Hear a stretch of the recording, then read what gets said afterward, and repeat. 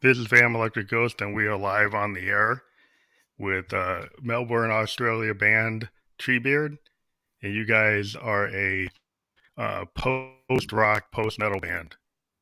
And I said from Yeah. Melbourne. You guys are, and yeah, like it's really interesting to be able to talk to people from around the world, and that's why we're chatting here at 7 a.m. my time. Um, but we also uh, has a preview from your nostalgia album from 2021 that we're gonna bring up. But we like to go behind the music. They can go up to like an hour, depends on how in depth we go with it. But we do have a sponsor that we have to mention. Newsly.me is an iOS and Android app. And if you use the coupon code GHOST2021, you get 1 month free premium subscription. So what Newsly does is it reads the news back to you in a human voice, so you can stop scrolling and start listening. So again, use coupon code 20 GHOST2021. That still works. You get 1 month free premium subscription. And then I've also got one more sponsor that I'll grab real quick. It's a European um, online lottery company called Double Jack Online. If you take your Android phone and scan that, you can do online Powerball and Keno, and you can also become an influencer for them and gain passive income. And they do NFTs and they do crowdfunding. So if you're able to do an album, you can get in touch with them and they can help you set up a crowdfunding campaign. So that's the end of the sponsors. And then I also have your link tree I'm going to pull up. And you're going to keep that going through the whole thing. So that's good, right? Sweet. Sounds good. Yeah. Okay. So I've got a preview. I like to have the audience actually hear the band or, before we get to the interview. So I've actually got a preview from this album that you did called Nostalgia. And we're going to Mm. play it and we'll put you on mute. We're going to play maybe like 4 or 5 minutes of it. And then we'll come back and do the full interview. Is that okay? Sounds Yeah. great. Sounds Cool. great. Hope everyone digs it. Yeah, cool. Thank you. I'll put you on mute and then we'll get into it.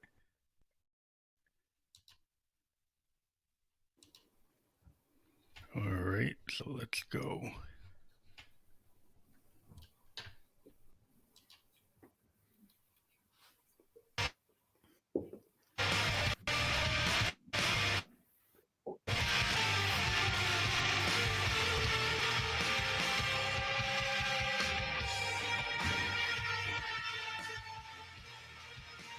Get through this for okay. Mhm.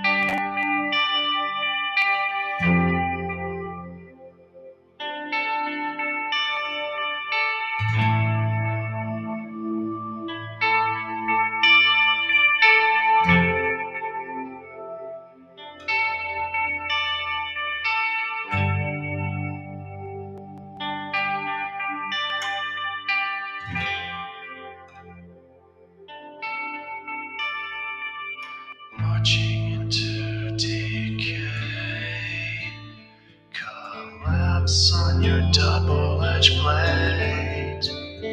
Can't you pay your debt with so much left unsaid? So glad to see you there in this living hell you shed.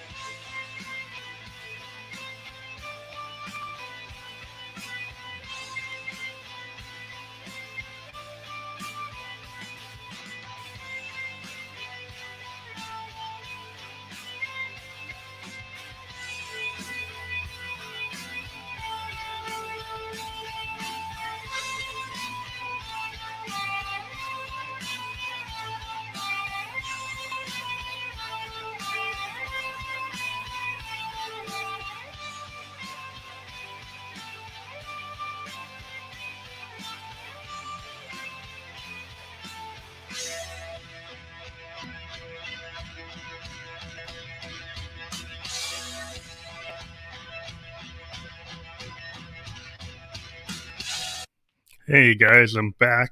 I just wanted to give a full picture of what you sound like. So let me get you off of mute. So yeah, that's fantastic. In an age where there's so many people in the box, and it's the age of hip hop, it's cool to see a band actually out there kicking ass. Thank you. No, thank you. Thanks so much for first of all, just having us on, and second of all, sort of platforming our music to your listeners. I hope they enjoyed it, and yeah, as you said, sort of got a bit of a sense of how, while we do sort of identify within post rock as a genre, we're not necessarily tied to any one style of Yeah. song or dynamic of song. We like to change it up pretty much with everything we do, I think. Yeah. That's one thing I'm very interested in. If you see my kind of vibe on Instagram is expansive sound experiments is my kind of grouped symbol or production company for my own stuff because I like to go everywhere. And Yeah. I like funk, I like progressive rock bands like Genesis and Yes, but I also like bands like Black Flag and Husker Du and the Ramones and the Replacements. So I kind of like always like the punk aesthetic. I like Nirvana, I like Pearl Jam, I like grunge, but I like punk. I mean, Yeah. I started with I'm 54 years old, and when I was a kid, I saw Joy Division on MTV. Wow. And the first thing I was like, Yeah. well, that's what I want to do, right? And then and then they turned into New Order, and then I started looking for synths. And I always thought that like the kind of Depeche Mode, Trent Reznor, Joy Division kind of take on synths is the way I try to do things. Is they kind of have a punk aesthetic. And so I've always Yeah. tried to do it, even though it's For sure. electronic, I try to give a punk aesthetic to what I'm doing, or like a rock kind of band aesthetic to it. So, when did you guys? Who wants to go first? Because I always ask the question like, when did you first get into music? At like what age? So, who wants to go first with that question? Up to you, Yeah. sir. Yeah, I'll go first, I suppose. So I suppose music was always a big part of my upbringing, I guess, just through my parents, being in the car listening to whatever. I remember a lot of Queen. Bohemian Rhapsody is a vivid memory of mine when I was a kid, I think, just because it was just such a out there, wacky song for a kid to listen to. But as I got older, realized how brilliant it actually is as a song as well, beyond the goofy sort of opera bit. But I would say I probably got really into music around age 10 or so. Linkin Park was the sort of gateway band for me because they were pretty big at the time and that sort of early 2000s period. And obviously, being a kid, I wasn't very accustomed to the more harsher, extreme elements of rock or metal music. So Linkin Park were very palatable for me from that age and really served as a great gateway to getting into everything else I listen to now. But yeah, started off on drums and eventually to bass, and then now guitar, which is what I play at Treebeard, sort of my main instrument these days. Yeah. Yeah, and my, I guess, background with music, I luckily grew up in quite a musical family. My dad used to work at Yamaha and used to sort of be around the recording studio when they'd have like Kylie Minogue and John Farnham and like Icehouse come through, and Awesome. yeah, so I was luckily sort of exposed to a lot of great music as a kid. I know when I was like in kinder, I was from a very early age, I used to take like Marilyn Manson tapes into kindergarten. Like I had like the Dope Show on a cassette tape and would take that into my little kindergarten class. And Nick Cave as well. Red Right Hand was like my favorite song as a kid. So yeah, pretty dark shit, I guess, from that age. But yeah, I guess what sort of got me into playing music was Kiss.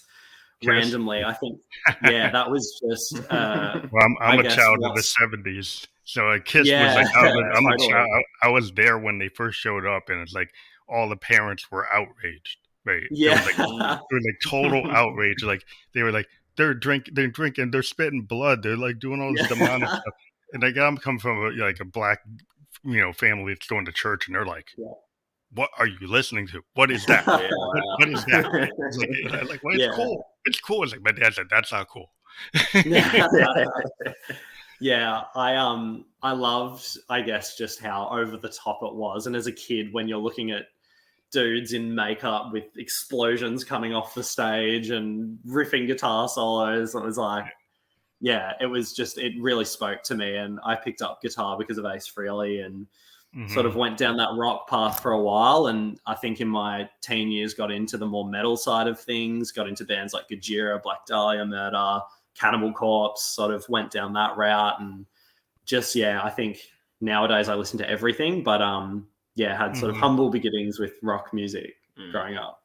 So you've been working on it since you were like 10, 12 years old. And I think that's a very interesting thing because I've interviewed about 140 emerging independent bands. And every time I deal with guys who are singer-songwriters, they almost every one of them, like 90% of them, say that they started like when they're like 10 or 12.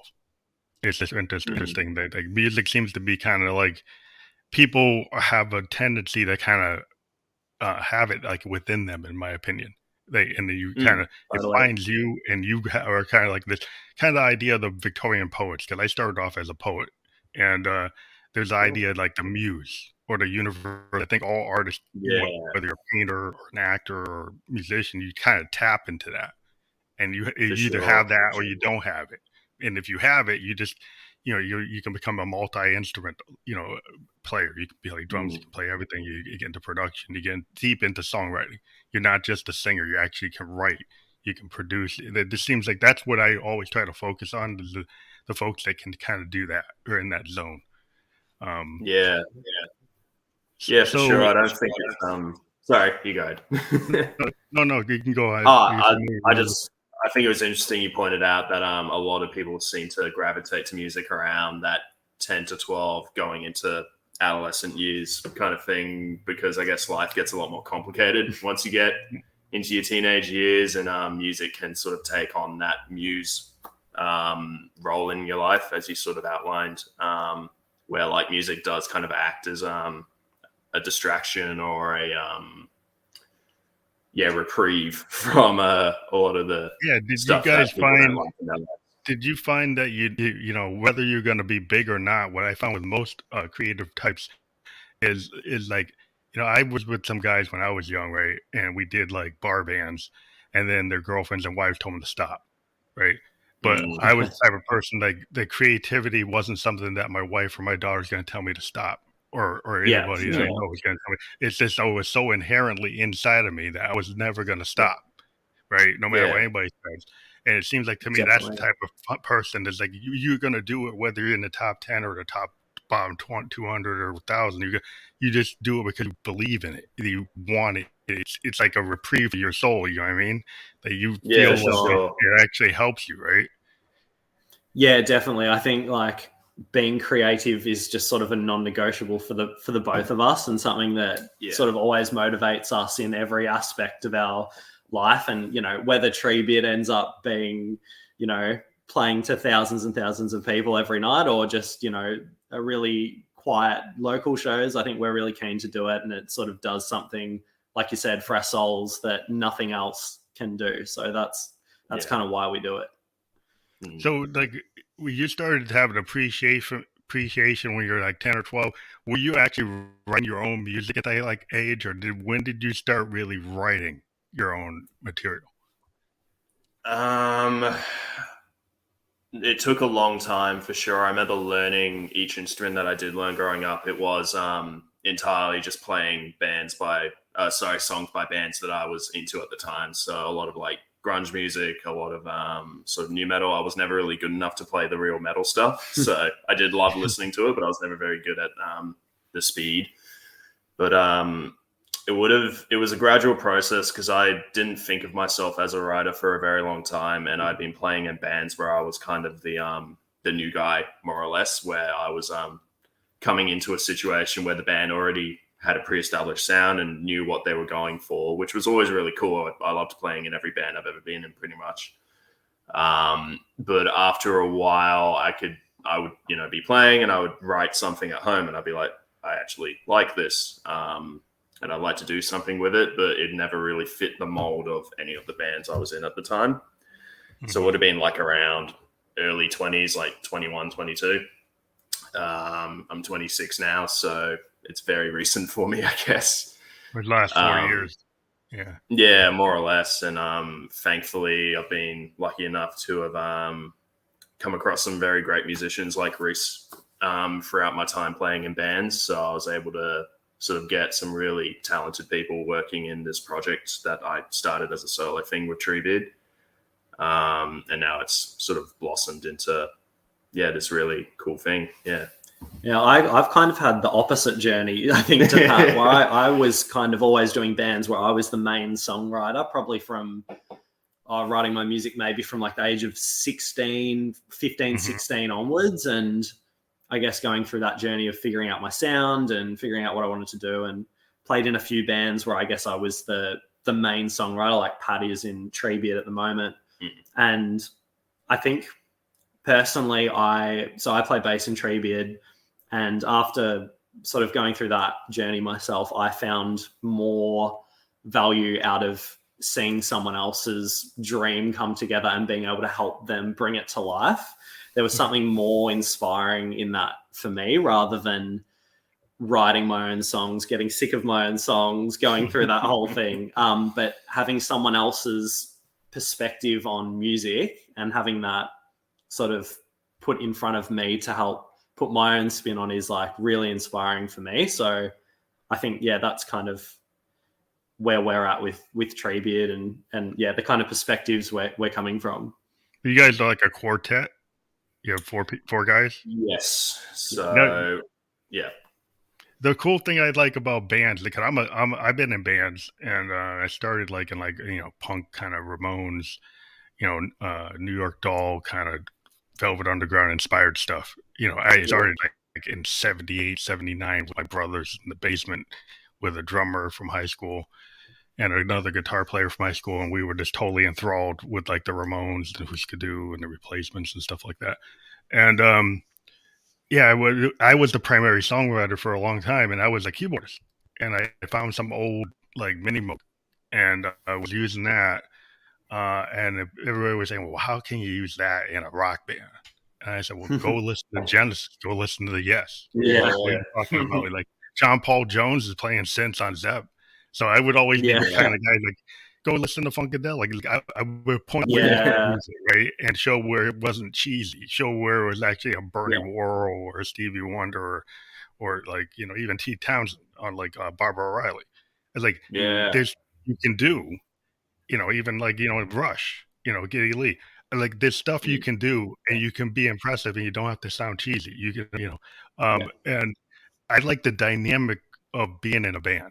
Because like you guys are saying, like I was a primary songwriter, but when I got four guys together, then suddenly like I had a demo and maybe I had an 808 beat, but the real drummer's going to take that and actually like throw my 808 away and do the drums. And then the bass, if I did it on the Moog, is like either I would get to keep it because I did something interesting, or the bass player would take it over because they did a better take on it. And I think that kind of collaboration to me was always fantastic. I haven't been in a band for a little while. I've just been doing solo stuff, but yeah, the dynamic of a band is like, that kind of makes you excited every time you get into a session, because like you have an idea, but when you have four personalities come into that idea, is that what you really like about being in a band format? Oh yeah, it's so cool. I think, like I was saying, Pat's the main songwriter of Treebeard, but when he brings a song, we sort of all interpret it in our own way with our own experiences, our own influences, and it just turns into something. The core idea is still there, but it turns into something, I guess, much bigger than what was originally sort of planned out. And that's it's that collaborative process of just seeing different perspectives of where other people are coming from is just awesome. And that's one of the things I really like about playing in Treebeard, just seeing everyone else's ideas and seeing how something evolves just on everyone's different kind of mindset. Yeah, it really helps as well because they're much better musicians technically, I would say, than I am. Like I write the stuff, but in terms of like bass playing and lead guitar work and that kind of thing, even with drums, I'm probably the least proficient at my instrument in the band. But so when I'm playing the demos and stuff, the parts are a bit messy and they don't sound ideal, but as soon as I put it with these guys, it's like, oh, yep, that's it. That's all I needed. Well, I think Yeah. that's He's being fantastic. harsh on himself. Yeah, well, I think it's really interesting. Like a demo is kind of like it's the sketch, you know, it's like the rough draft if you're a writer. I always think in terms of like soundscapes or sound paintings, because like a Hendrix one time was asked, like, what is Electric Ladyland? Why does it sound that way? And he said it's a sound painting. And then George Martin said the same thing about like Sergeant Pepper's. He said, "Oh, like, it's a sound painting. We use the studio as an instrument." And Hendrix and George Martin, they were all kind of doing that. They were all like in this kind of zone. And the idea is like you can start with a sketch, and there's nothing wrong with it. I mean, sometimes I like demos. You know, if you think about Prince on Dirty Mind, he kind of just put demos out. He didn't. That album is very raw. It doesn't have a lot of production. Yeah. Sometimes the honesty of that, and if you get to grunge and punk, there's something about not overproducing. Right. There's something about letting happy accidents stay in the mix. If you listen to like Exile on Main Street, you know what I mean? Like not keep trying to make it perfect, but letting it be what it is. Yeah, So, for sure. I feel the same way with like the early Sabbath records, how like half the guitars are out of tune and, you know, drum hits where there shouldn't be drum hits, but it's just, there's such a beautiful character in that. And it's just so real, you know, especially compared to some of today's music where it's all, you know, very, very professionally produced, which is also, you know, a real big art to it. But there's, something amazing in the rawness of it all, I guess. So you guys being a quartet and a traditional kind of rock band setup with the Pro Tools and the DAWs and stuff out there, do you guys get like kind of have the kind of struggle of, do I make it as perfect as I can, or do I rehearse it and just lay it down the way we rehearsed it? So do you guys kind of work through that? I think we're very much of the belief that we want to do as little post-production work as possible, and we want to play live and for it to sound amazing, and then we record it. And thankfully we have an absolutely amazing producer as our guitarist, Josh Bills. He runs a studio called Vagabond Studios, which is just out of his house. But the production, I'm sure you hear if you listen to the Treebeard album that he did, it's just like world-class stuff. Like he's a really, really talented guy. And I think a lot of that comes, I think a lot of that comes from just his stance on enhancing the talent of what, you know, of kind of what's there already and not fucking with it too much. That's the he just he's just an amazing producer, and I think we're all on the same mindset of we don't want to play our instruments kind of averagely and go back and fix it all. We want to nail the takes and get things really, you know, really good. And I think as well that helps when you play live as well, because it sounds like the record. And, you know, when people see you live, they're like, oh, you know, it sounds like the record. It's like, we recorded it like that. If you go in the box, right, and you go and do 64 tracks and you like overdub and do all these things and cut and paste things all around. Yeah, you can do that. But like, it's like I was reading an article about like Wilco and Yankee Hotel Foxtrot. Now that wasn't like in the box, but it was an experimental album where they would go and take a song and then deconstruct it and move things around and do all these crazy things they were doing. And it's very hard to play live. And they're actually trying to do that now. They're actually rehearsed it real heavy and are trying to do it. And it's super difficult because it's like a Sgt. Pepper type of thing. It's like there's a lot of backward stuff. There's stuff that didn't, it's not naturally easy to play. Like you got a band like the Almonds, they can just go out there and they play like blues fusion songs and they can go all over the place, but it's easier to play in my opinion because it's like you're feeling it. But if you construct something that's like on purpose to be difficult, that's hard to do. I feel like with our music, it would have been very easy to get into the trap of playing along to tracks and stuff, which, you know, we talked about at first because there are a lot of guitar layers and samples and synths and things like that going on in certain songs where the song would be drastically different.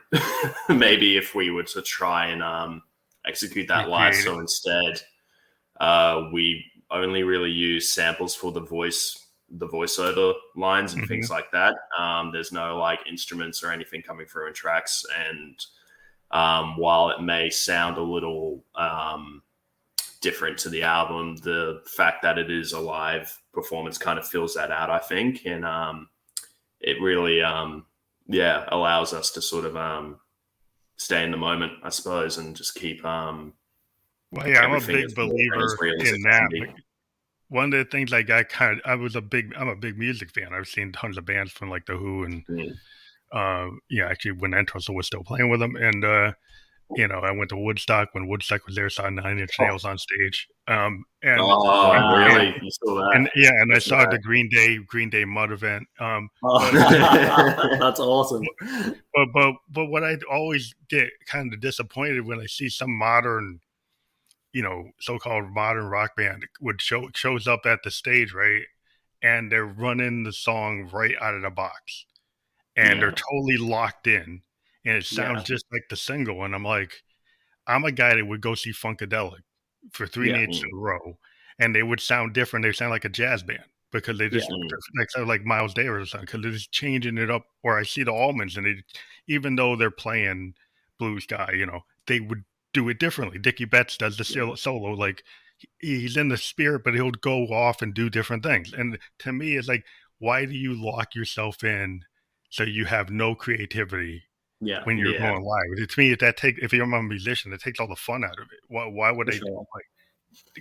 put myself on a rail like a Yeah, video game Mm. and I'm for stuck in sure. the Yeah. rail? That's a Yeah. good metaphor. Some Yeah. of my favorite live sets that I've seen have actually been where bands have made mistakes that Yeah, I'm sure they would tell you like, oh, that was a bad thing, but like it made the show for me. Like just, a pedal being, dialed messed up. in wrong and delay being all over the place, or, something that makes it sound different and really special. And that you saw that special moment, I think is much more exciting than hearing a band playing note for note, 100% perfect. So, Mm. Yeah, I mean, you had some bands like the Eagles, not to put them down, but they used to find their own members if they didn't do the song exactly as Hotel California.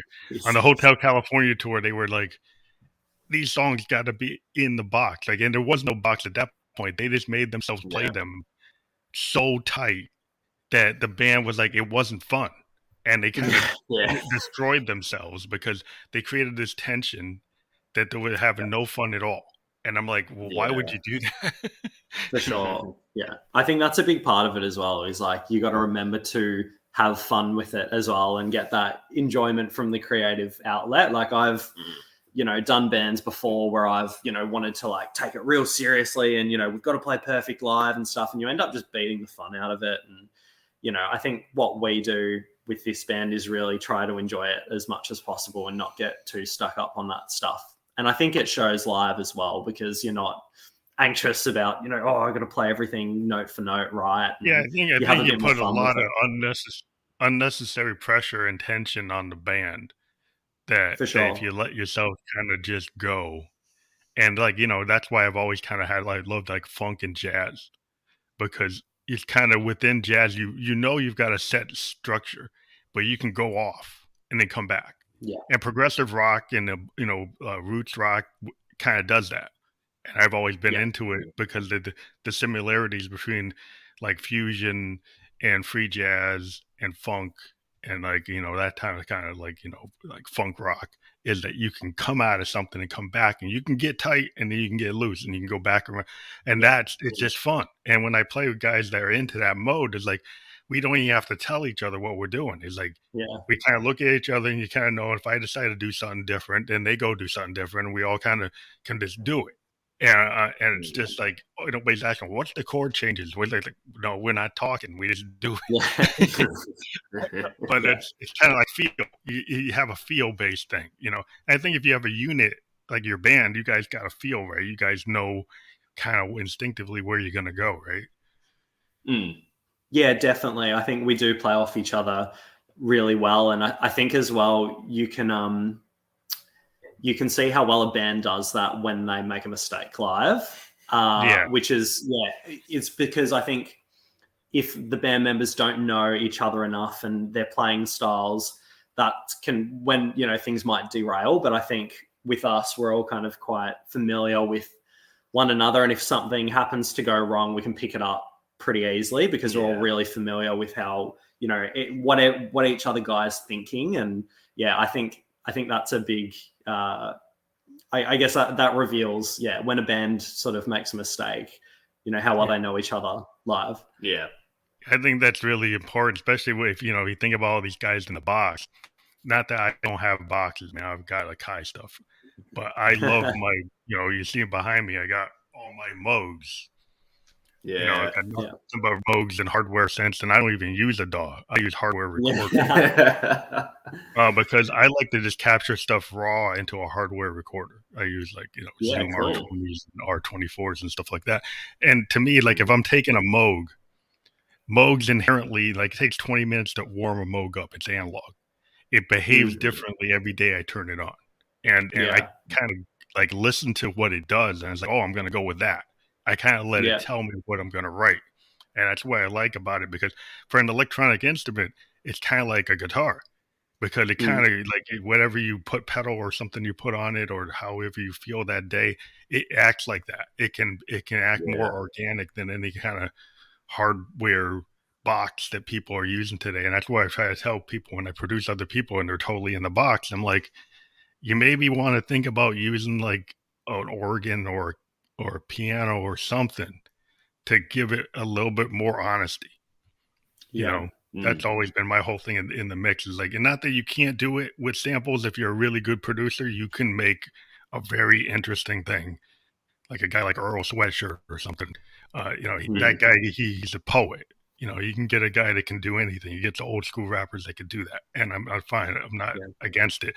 I just think people ought to think about, you know, how they do things, and be less willing to get rid of the happy accident. Because I think music, the whole point of music from the 60s and 70s, if you listen to any of the records, is there's tons of errors. You know, technically there are errors all over the old stuff, but it's actually beautiful. And the fact that the producers didn't get rid of the errors is like, to me, is like the core. And I always try to teach younger producers and people, is like, sometimes you got to stop yourself from trying to fix that. For sure. I think, like you said, there's something really beautiful in playing off what your instrument is telling you, like whether it's a tube amp and it's, you know, breaking up a little bit more than usual, or, you know, and it's dictating how hard you're hitting on your guitar. I think you can get some really special moments by listening to your instruments and your gear and what's going on that day. I think if there was a story about the Kinks, like the reason really got me is they had a broken amp. And they didn't try to fix it, and they were real pissed off about it, and they say, oh, just go with it. And that's the kind of thing, to me, is like the stories like that, or even Keith Richards just doing whatever he wanted, right? And you try to put Keith's guitar playing into a DAW, you'd have a hard time trying to control the BPM. But he's not playing that way. And so it's like, that's why I try to tell people, like, could you track Keith on Exile? No, you can't. You can't put him in the BPM on one of these new tools. It wouldn't work. So but there's something great about that, and why wouldn't you want to aspire to maybe go in that direction? And I see more people are getting back into organic kind of feel-based music, which is what I'm all about. And I love the fact that you guys are doing that, because I think that's very important to have that out there. Because I think it's just something as a musician and a fan, I'm really into it. So you said you have a really great producer. He's a member of the band? Yeah, he's the guitar player who we both had met just through, you know, networking within the scene we have here in Melbourne. Reese lived with him for a time as well. And I sort of involved him in the band initially because I needed someone to master the original recordings I had done with another person producing, who was a friend of mine called David Chabert. And those recordings were just me. So I played the drums, I played the bass, I played the guitars, I did everything. They're still out there on Bandcamp if people are curious, but not the best versions of the songs in my opinion. But yeah, Josh mastered those recordings, and then when it came time to sort of think about live performances, Josh offered to just be in the band as a guitar player, which I was like, yeah, let's do it. So yeah, we're very lucky to have him. He's yeah, a very good person and musician and asset for the band as well in that way. Yeah. This year, are you able to actually play live and tour? Because given the COVID situation, is it actually now possible to play? Yeah, so it's been a tricky start to the band for sure because the lineup came together in late 2019. So we had 2 performances before the pandemic really took off. And I'm not sure how aware people are, but Melbourne, by a lot of metrics, had the most lockdown out of any city in the world. I think we did. Yeah, I've talked to like the safety ward. 42 days or something. 240, I think it was 70 something in the end. It was ridiculous. a long time. Yeah, I had talked to a band called the Safety Word, and they had told me we had done a festival. I do an online festival every year. Yeah. And they were supposed to play live, and they couldn't because there was a lockdown. So they sent me a tape. Yeah, I'm aware of your lockdown issues. Yeah, it was brutal for sure, and the band really did probably suffer a lot as a result in terms of lost time and lost opportunity, I suppose. But you know, despite all of that, we released the album in June last year, so nearly a year ago. And that was just before our second wave of lockdowns that we had that lasted up until about December or November, I think. So we've had a handful of performances in total. I think we're on like 7 or 8. However, the situation here in Australia at least seems to have largely subsided in terms of now. So you got like summer tours planned? We've got at the moment a day festival booked for June that I can't give too many details about right now, unfortunately. But we've got that, and it's more the motivation that we have to, you know, now that we can do it, we can actually get out there and start playing shows. And yeah, look, if festivals offer us, we'd absolutely be down. And, you know, we're starting to make more networks with the local scene, particularly as it pertains to like the prog and post-rock scene we have here in Melbourne. So you're able to play those clubs, like the whole club scene's opening back up, so you can actually play? More or less. Yeah, more or less it has. Because, yeah, thankfully, like here we've got like 98% fully vaccinated, and oh, that's good. Not like us in the US. We're like at 70, 65, 70. Oh, wow. Jeez. Yeah, well, they kept us locked down until we did it. So we didn't have a choice, really, anyway. I don't want to get into like why the people don't understand like the same thing you do when you get the measles vaccine. It's like you don't get that. Yeah. I guess you don't. No, that's a whole can of worms. It's just like, okay, I just want to play, because I used to play New York and Boston, and I haven't been able to do it. I just do live from my you can probably see my stuff on Instagram, but I do these live performances, and I actually even have a PEG festival called the PEG Bedroom Producer Festival. And what I do is twice a year. I did one in February, and I did one in July last year. I have podcast guests actually do a half-hour set from wherever they can through this platform and play. And so you guys are invited, because every podcast guest is invited. We're going to try to do it again in July if you're open to doing it. We usually do it on a weekend from like Friday to Sunday. We run from like Friday, we run at like 6 o'clock at night to 11 o'clock at night. But on Saturday and Sunday, we run from like 7 in the morning to like 12 midnight. So we were able to get different bands from different time zones, because we talk to bands all over the world. And so like, you know, if you guys wanted to play like on a Saturday in July, we could run at 6 or 7 in the morning, like the way we're doing now. It's just we go and we sound check everybody, make sure they can do it.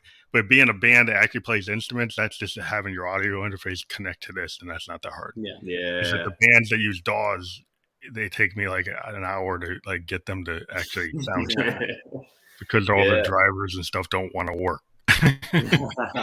Yeah, no, that'd be awesome. Yeah. We'd have to check with the other two guys if they're available and such. But yeah, we'd love to line that up. That'd be great. Yeah. If you just have a way to webcam it and then send it, this StreamYard's kind of cool. It can take 2 webcams. Mm.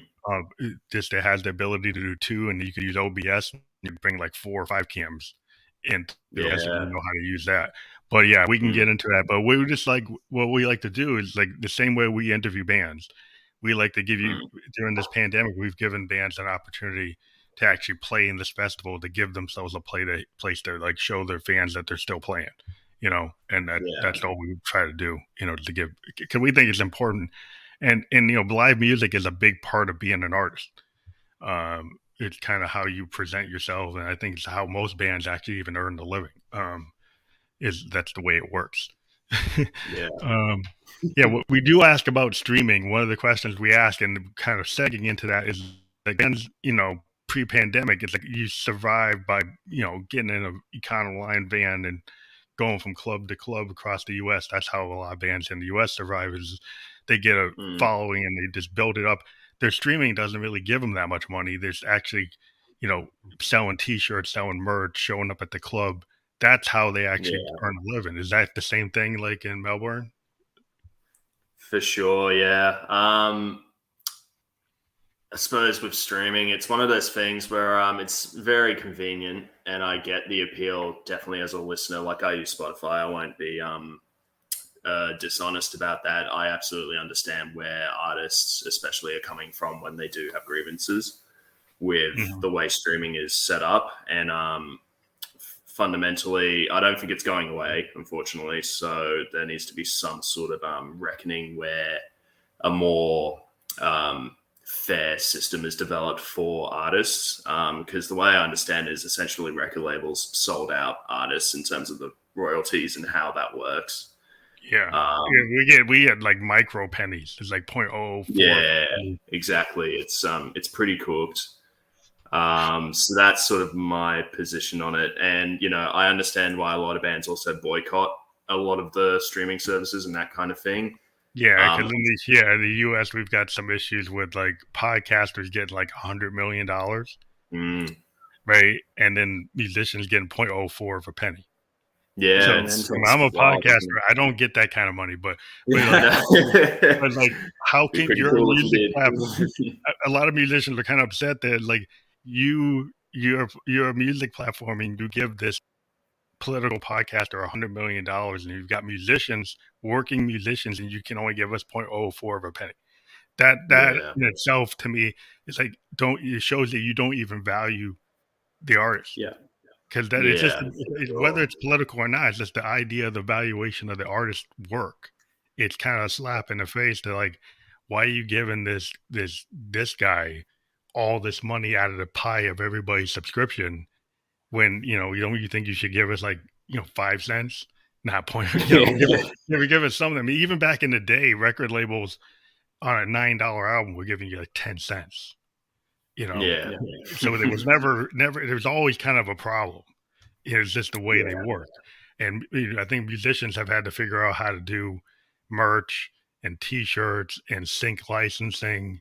That's what a lot of what I do. I do a lot of sync licensing to get my music licensed on Twitter.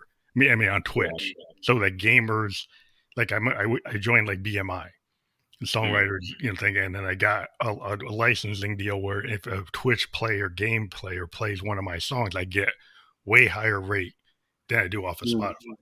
And that's the kind of stuff you got to do. You got to, and if I go play on a commercial and don't say I'm the ghost for 30 seconds, I'll make more money all year than I would from my catalog. But in order to do my ghost music, I do stuff like that so I can kind of do it. But it's like I'd rather just do ghost music, but sometimes I gotta do other things so I can keep on doing ghost music. Yeah. You know what I mean? Yeah, It's kind of like we all have to bite the bullet. Yeah, I think luckily for us, we're in a really fortunate situation where we all have kind of side gigs away from music that actually help us pay rent and help us pay our bills, and we're not looking at music as a profit driver for us because there's just, so little money in it, unfortunately. But we do, there is things that, if we can get to if we can make the band on a bigger level, there's things like merch and vinyls that people are really keen for. And that's sort of, like you said, touring and door sales. And like, that's the stuff that makes bands, at our size money, not Spotify streaming, unfortunately. Running your own vinyl, you can make from 1,000 or 10,000 vinyls, you can make more money than you do from streaming all year. If you do it yourself. Absolutely. Yeah, it's such a shame though, because here in Australia, I don't know if it's like this all over the world, but there's been lately like a huge issue with distribution and manufacturing of vinyls. Like it just takes so long. That plant burned down. Like at the beginning of the band, there was a vinyl plant. There was like not that many of them. One of them like went toast. But I don't understand. Vinyl is so profitable. Why wouldn't an investor say, well, maybe I should build 5 of these plants? Totally. And I'm like, everybody wants vinyl, and then you're going to let that one plant go and build a new one. I'm like, totally. I'm like, I don't get it. Yeah, me too. And it's a shame because all it takes is like one huge, like I know this happened with Fleetwood Mac. Apparently they were like, oh, we're re-releasing Dreams or whatever they're rumors, sorry.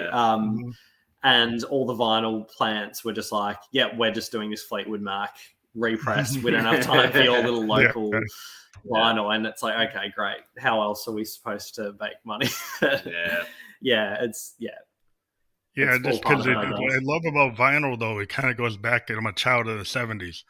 And we're kind of getting near the end of the podcast, but one of the cool things about vinyl that I loved is the fact that you could work with an artist, do a concept picture for the album, right? Have liner notes, have a poster, could have stickers. It became more of an art project for the whole thing, right? So, and I'm kind of an album guy. Like, I know everything today is kind of Spotify singles, and that's another question before we close. But like, I kind of grew up with concept albums, like Pink Floyd and Tommy and Quadrophenia, even Styx, is the idea of being able to, even Meatloaf, but the idea that you could have an album, you're going to listen all the way through and there's a story. And I always really dug that. I thought that's really cool.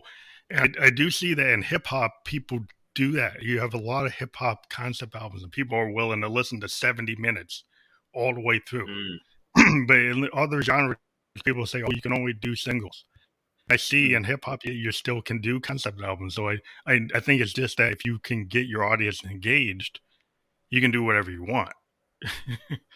Yeah, absolutely. I think we are very much in the mindset with Treebeard that we write albums, not singles. And if you listen to Nostalgia, it's very much, I think, a pretty obvious journey, even though there's not lyrics across the whole thing, but you can totally feel the journey of just, disaster to calm to, it really has a sonic progression. And, like you said, I think that's the best way to listen to music is to hear the bigger picture as opposed to, I'm going to put on this 3-minute song and, that's what the vinyl kind of forced you. Like when I was a kid, I would go with my brothers and friends in the basement and listen to Dark Side of the Moon.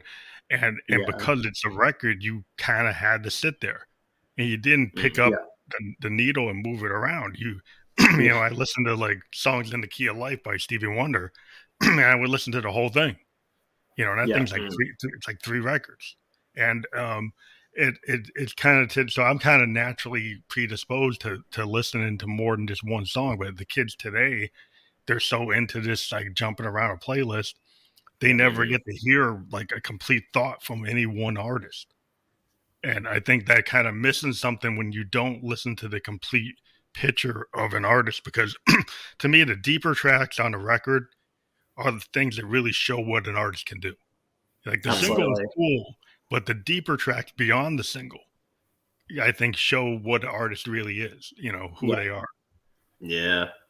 Like we, before the album didn't even have a single. The album just kind of released and we kind of went off what people were saying about it and what songs seemed to stick out when it came to making videos and putting extra promo into and that kind of thing. Because like certain people would pick up on this one song and were like, all right, clearly people seem to like this one, so let's give those people something cool and, you know, make a video, or, you know, let's emphasize that when we play live and things like that.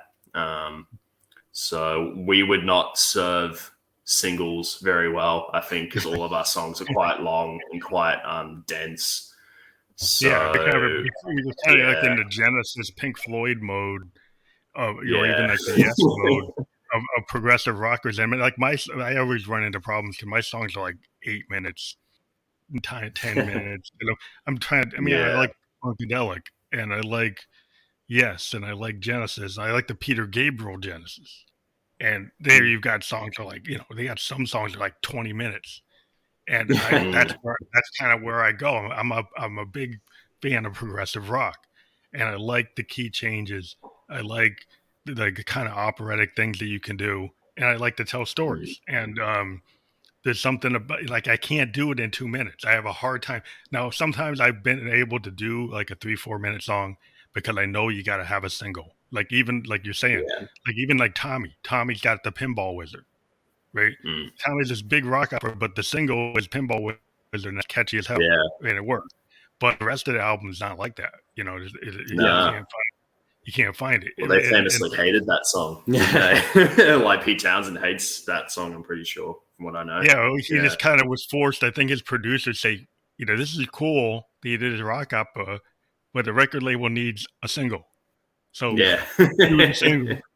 You know, and that's kind of like what the labels do. It's just like, okay, I just did this big idea.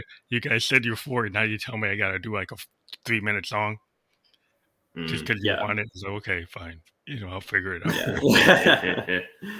Yeah. I think it's good to have one of those songs thinking in the mindset of drawing people into the bigger picture. But yeah, I Yeah, think yeah, it's not something. I think we're definitely not in single mode with our songs, and I think we're actually kind of blessed that we don't have a massive label, supporting us. I don't know I don't know what the future will look for us, but I think it's really kind of nice that we're at this position where we have 100% control over what we do, and we don't But have to do even stuff we don't want to.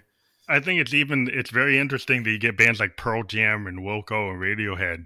They drop their labels Yeah, mm, because yeah, they, like, you know, they didn't want to get forced into the Spotify single world. These bands still do albums, and they yeah, still want to do it that way, right? And the world isn't that way, but they do it that way. And the thing is, their fans are willing to follow them. And yeah, maybe they're not getting 10 million. Maybe they're not doing that, but they got enough of a base that they can do okay running it themselves. And I yeah, think that's the future of music. If you even, when you see bands like Radiohead and Wilco and Pearl Jam running it themselves, and then doing like what Pearl Jam, like, records every concert and then puts it out for yeah, their fans, right. so they can always get every single version of them. Pearl Jam concerts are like documented, and that mm, kind of thing. Like, a label was like, why would I do that? It's like, well, Mm, you're not getting it. Like, the Pearl Jam fan likes that. yeah, So I think there are things you can do at a micro level when you're running your own business, and music is a business. But like, if you're running your own art, you can make a decision that, yeah, I'm going to record these concerts and I'm going to give them to my fans, right? Why not? yeah, for sure. You Yeah, know, I think it's so cool, like living in the digital age, I guess, being able to actually just get a digital aggregator and get our music on, a streaming yeah, service without having to go to a record label and say, yeah, we'll sell our souls, just get our music out there. Like it's mm, really cool. And there's so many bands that are doing just really unique things to make additional money. Like that band, the Sleep Society thing, While She oh, while she Sleeps, like sleeps, and yeah, they've got like a yeah, whole like membership thing where they just are dropping content to their members, and like yeah, just these little things that are just so that's cool what I we can think do. that's a really cool thing. You can do like USBs, you could do Yeah. like 45s, you could go and do, like, I saw this Russian company doing reel to reels. There's Oh, this that's company that was actually building reel to reel packages for bands that could put their album on a reel.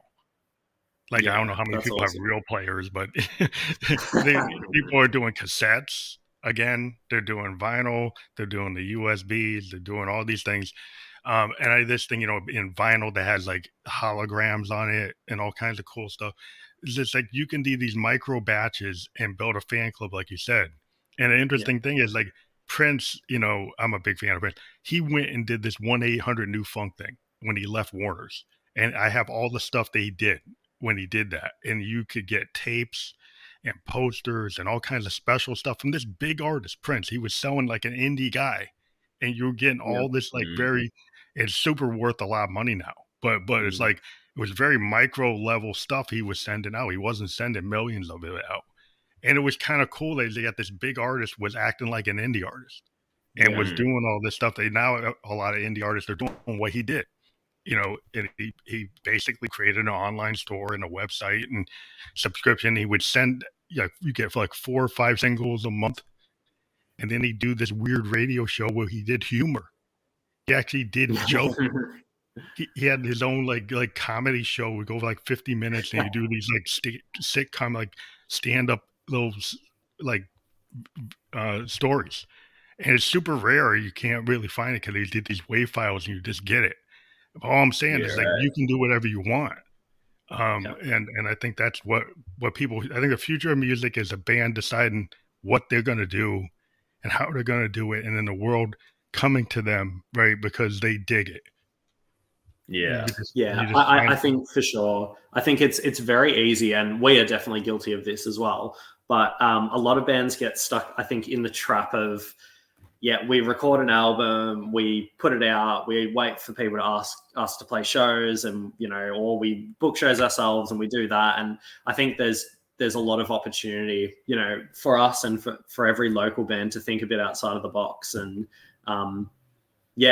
do things like what you were saying with Prince and stuff. Like there's just, we're a creative industry. So, hopefully in a few years, bands at a local level are doing things completely different and we're, exploring new things. I think it'd be pretty cool. Yeah, I think that's the future, is just understanding that, you can be successful, like, at a micro level, and you don't have to sell 10 million records to be a band. You could live in a world where you're hitting way lower than that and actually still be able to get through. And then you don't, get a deal where if you don't hit the guidelines for the label, that you do 1 album or 2 albums, then they drop you. With the way the world is now, you can keep going for 10 years, 15 years. However long you want to go. There's no like 2 album deal, and if you don't make it, done. Yeah, for sure. And I think that's part of the bonus of being in quite a niche genre and scene of music like post rock kind of is, where it's not 4 5-minute, 3-minute catchy pop songs. It's very long, expansive, layered, soundscapey kind of stuff, and it's also a very niche international audience where with us, most of our fans are not located in the US. If we're going off streaming and YouTube views and things like that, they're not in Australia. They're in the US, they're in Turkey, they're in Germany, they're in I think there's a couple in Mongolia. Like it's a very wide expanse. So our music doesn't really fit that mold traditionally anyway. So with the sort of tools that we have with social media and the internet and the globalization of music, I guess it's actually a good thing for us, I think, in our genre.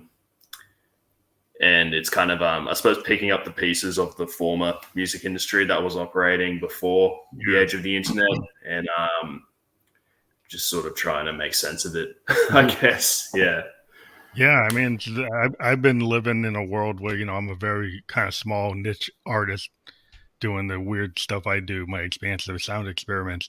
But I found podcasting as my other sideline. And this has kind of, people say, well, why would you take time from doing your production on your own music and then do this? In my opinion, what happened was, like, as a musician, I'm always a fan first. And I found that talking to the bands, being a musician, it helps me as an artist because I learn different perspectives. I get to hear new music, gives me new ideas every band I hear. because before I do a podcast, I got to research the band, I got to listen to the band, I got to understand what their vibe is. And as a musician, listening to new stuff always helps you. And I think, and then Definitely. building up a rep that you can collaborate or work with people and get them into a scene. Everything today is about a scene. So that this podcast has a scene. We do a festival. All the people who come on get to be a part of that festival. We're trying to build our own scene. I think the way the world is building a scene like that with all of these podcast guests are in this scene. Eventually, we've been talking to people in New York trying to figure out if we could do a live version of our online festival and actually do like an independent festival and build it like Coachella, like a very indie type of Coachella type thing, dealing with bedroom producers and emerging artists and get sponsors to help us. And there's been some interest in doing that once the pandemic gets more under control. And so, yeah, you just got to figure out a niche, and maybe I started here, but I could end up there. That's kind of how you can build something and then help other people. You pay it forward. Like eventually, maybe I get you guys to come. If I get a sponsor, the idea is the sponsor would bring the indie bands and take care of you and bring you to the festival. Yeah, right. That would be the idea. That's my ideal setup. And I wouldn't make people pay. I'm going to try to get sponsors to, come in and do this thing to show people there's this scene. And that's what I'm trying to build. And it's working. I've been doing this since 2018. I mean, we started with like 2,000 people listening. Now we're at like 36,000. We're slowly building, and our goal is to hit like 100,000, 200,000, and then get pushed higher. Now our other thing is like once we get pushed, I want to get told to only talk to A-level artists. No, we still want to deal with indie, emerging, new artists, and that's kind of like our deal. But we're glad that you came on the program, and like anytime you have like a new record or a new project, and like I said, if you guys want to be part of that July festival, let me know. We can talk offline. Yeah, for sure. That would be cool. But thank you, everybody. Check out Treebeard. The link's been there. Treebeard, not bird. I was thinking about the free bird. Treebeard. Maybe where I never asked you. Like Treebeard, where'd that come from? What does that mean? Before we go.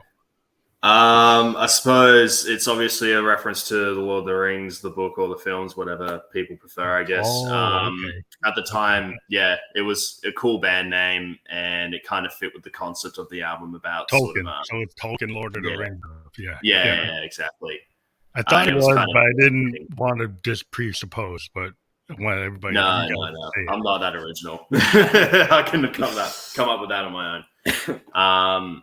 So yeah, it's that, and it just kind of ties in with the themes of the music I was writing in terms of like nature fighting back against humanity and climate change and a lot of things like that, which we probably don't have time to get into too much now.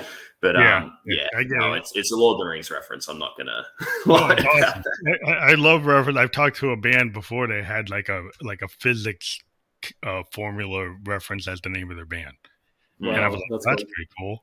It's like I like how bands come up with different ideas, and it's just interesting. And I forgot to ask you what the history of your name, what it meant. But thank you guys for being on again. This will be if everybody wants to listen. It's going to permanently be on Twitch, Twitter, YouTube, and my Facebook channels. I'll give you those permanent links. We're also going to send you MP3 and MP4, so you can do whatever you want through our WeTransfer partner. And thank you very much again for being on. This will be on Spotify video podcast within like an hour. And that's something that people don't realize is Spotify has a video podcast program, not just audio. And we're in the beta on that. So every podcast we do gets done as a video on Spotify. So we will give you that within an hour once it's up. Sweet. Awesome. Thank you so much for having us on. Really appreciate it. Thank you. Have a good day. Cheers. Take care.